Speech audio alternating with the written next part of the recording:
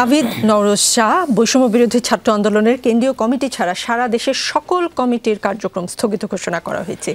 যে ব্যানারটির নেতৃত্বে একটি গণ অভ্যুত্থান হয়ে গেল, সেই ব্যানারটি এক বছরও ঠিকঠাক মতো পার করতে পারলো না কেন?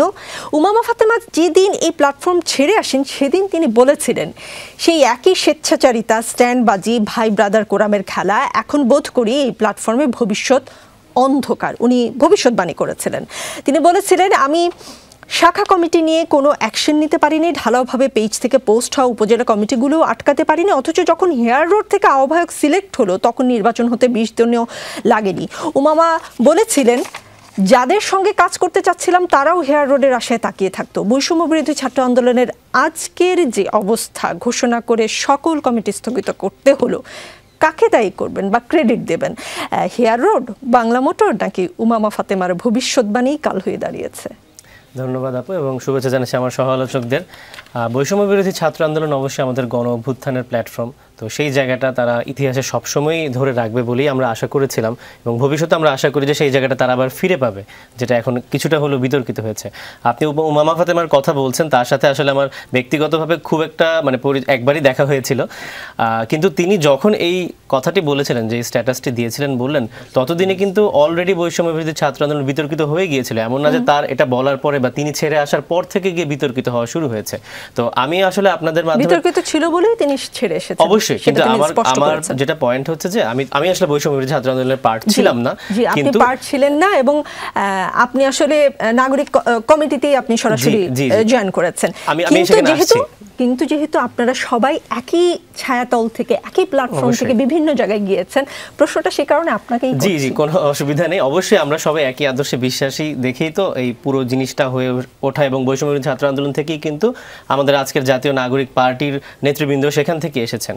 তো আমার প্রশ্ন হচ্ছে, উমামা ফাতেমা কিন্তু জাতীয় নাগরিক পার্টিতে জয়েন করেননি, তিনি কিন্তু মুখপাত্র হিসেবে বৈষম্য বিরোধী ছাত্র আন্দোলন থেকে যান, এবং তাকে আমরা বিভিন্ন, তার ফেসবুক স্ট্যাটাসের যেহেতু আপনি রেফারেন্স দিচ্ছেন, তার যারা সহযোদ্ধা ছিলেন তাদের ফেসবুক স্ট্যাটাসের রেফারেন্সে যদি আমি বলতে চাই, তিনি কিন্তু কখনোই পদত্যাগ করেননি যখন বিতর্কিত অলরেডি হয়ে গিয়েছে, এবং তিনি পদত্যাগ না করে তিনি কিন্তু তখন একটা ডেকোরামের অংশ ছিলেন। তো তিনি ডেকোরামের অংশ থাকা অবস্থায় তখন কি ব্যবস্থা নিয়েছিলেন বৈষম্য বিরোধী ছাত্র আন্দোলনকে বিতর্কিত হওয়া থেকে উদ্ধার করতে, সেটা আমি আপনার মাধ্যমে তাদেরকে প্রশ্ন করতে চাই। এবং আজকে যে বৈষম্য বিরোধী ছাত্র আন্দোলন জাতীয় নাগরিক পার্টি গঠন হওয়ার পর থেকে কিন্তু একটা স্থগিত অবস্থায় বসেছিল, কারণ বেশিরভাগ ডেকোরামের সবাই কিন্তু পার্টিতে চলে এসেছে, সরাসরি রাজনীতিতে তারা চলে এসেছে, কিন্তু প্ল্যাটফর্মটা তখনও ছিল।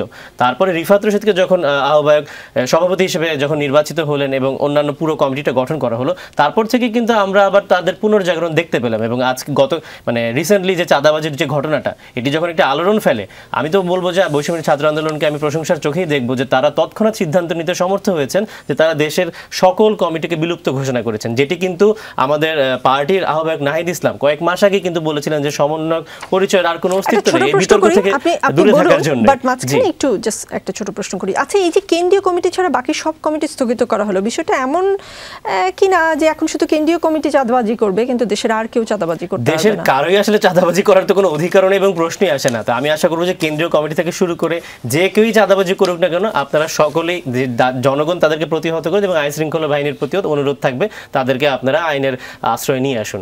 জি, গুলশানে চাঁদাবাজির অভিযোগে পুলিশের হাতে আটক 3 নেতাকে স্থায়ীভাবে বহিষ্কার করেছে বৈষম্য বিরোধী ছাত্র আন্দোলন। একই অভিযোগে গণতান্ত্রিক ছাত্র সংসদের 2 নেতাকে স্থায়ীভাবে বহিষ্কার করা হয়েছে। গণতান্ত্রিক ছাত্র সংসদের সঙ্গে আপনাদের যে যোগাযোগ, সেটা নিশ্চয়ই আমাকে ব্যাখ্যা করতে হবে না।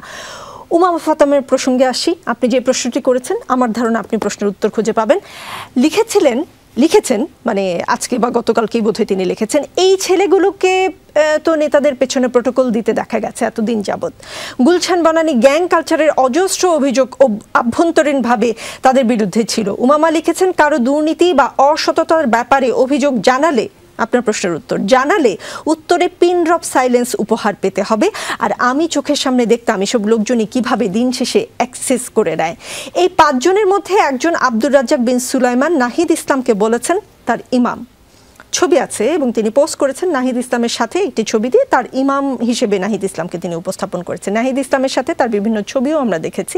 উমামা বলেছেন, ঠিক মতো খোঁজ নিলে বুঝবেন এদের শিকড় অনেক গভীরে।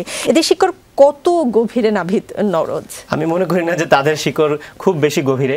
নাহিদ ইসলাম কিন্তু কখনোই এই চাঁদাবাজির বিষয়টাকে প্রশ্রয় দেননি এবং উমামা ফাতেমা একটা ঘটনা ঘটার পর এসে বারবার বলছেন। আমার প্রশ্ন হচ্ছে যে তিনি যদি তাদেরকে দেখতেনই যে তারা লেজুর বৃত্তি করে বেড়াচ্ছে বা তাদের শেকড় অনেক গভীরে, তাহলে এই নামগুলো তিনি আগে কেন প্রকাশ করলেন না? এখন ঘটনা ঘটার পর তো আমরা তাদের উপর সব দায় চাপিয়ে দিতেই তিনি পারি। অভিযোগ করলে পিন ড্রপ সাইলেন্স, তো সেটা তো তার বক্তব্য, সেটার তো কোনো প্রমাণ নেই, সেটা তো উনি এখন বললেই তার হয়ে যাচ্ছে না।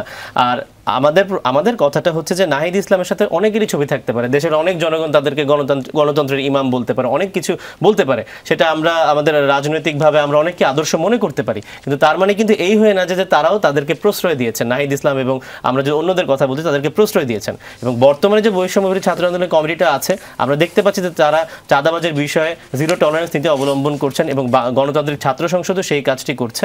অবশ্যই দায় নিতে হবে, আমাদের সংগঠনে একজন থাকবে, একজন সমর্থকেরও আমাদেরকে দায় নিতে হবে।